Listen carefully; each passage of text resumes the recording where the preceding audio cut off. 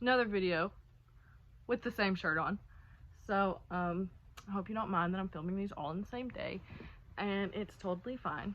This is another haul from a recent trip that I took to McKay's, but I went to the Nashville location.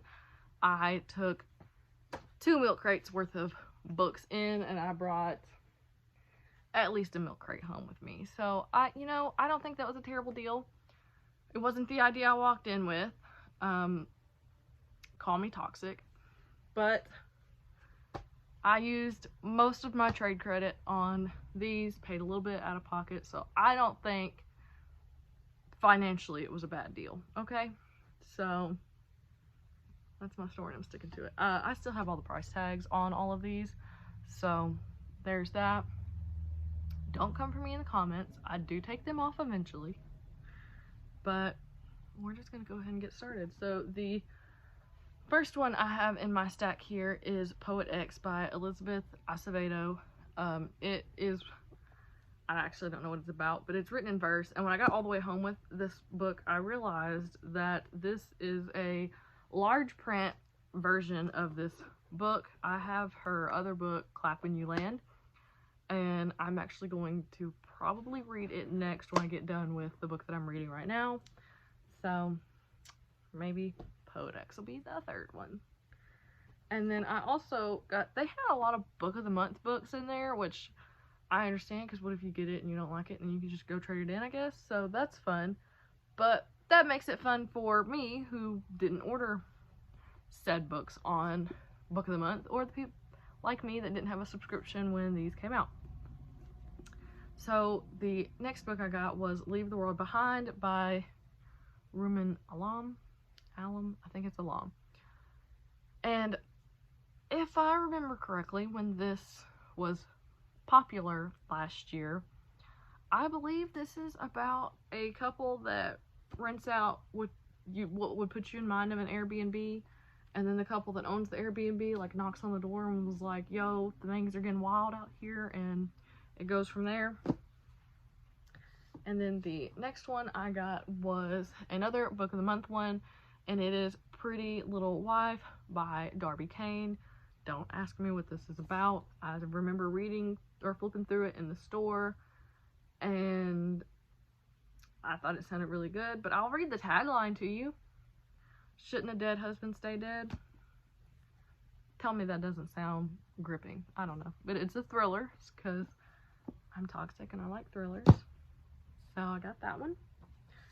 And then I have quite a few Book of the Month copies in here. I don't know why, but they like stand out on the shelves because they have a little thing here, so then it attracts me first because I know that Book of the Month books are good.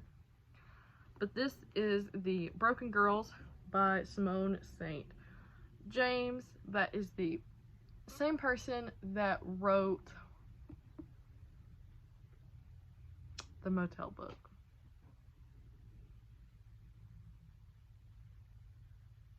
The book with the motel. I'll insert a picture here. And this next book I got is The Last Equation of Isaac Severy, yeah. And I remember reading about it in the store. It sounded really good. It was a mathematician, and he is suddenly dead. And it sounded pretty good. And then this book right here has a funny story to it, because before I show it to you completely, I accidentally made a friend in the aisle of McKay's, and she pointed this book out to me, and she was like, her other books are really good, but I read this one, it's terrible, don't read it. And something in my brain went, read it. So it came home with me, and it is The Last House Guest by Megan Miranda. So if you agree with the person I met in the aisles of McKay's and you think this book was terrible, you can comment that below. If you think that that girl was wrong and that this book was great, you can comment that below as well. Like, tell me if any of these are good, if you've read them. And then I also got Mexican Gothic by Silvia Moreno Garcia, and there was a couple different copies of this, but I just ended up going with the paperback copy for some reason. And I've heard a lot about this one. I've heard it's slow, I've heard it's good, heard it's horror, heard it's thriller. It was in the horror section at the bookstore, so I'm just gonna assume it's horror. Also, there was like a little note left in here, so I don't know if that's who owned it before me or if they just like wanted to leave a note to themselves, but it looks like a name, so I'm not gonna read it. And then I also got the Spring Girls, a retelling of Little Women by Todd. That's the girl or the author that wrote the After series, which was a One Direction fan fiction that was on Wattpad that got really popular. If you didn't know, I think the cover of this and the spine is really pretty. I mean, I didn't really enjoy that the spine was as broken as it is, because it's really broken. So I don't know who read this book before me, or like who owned this book before me, but they really busted this baby. So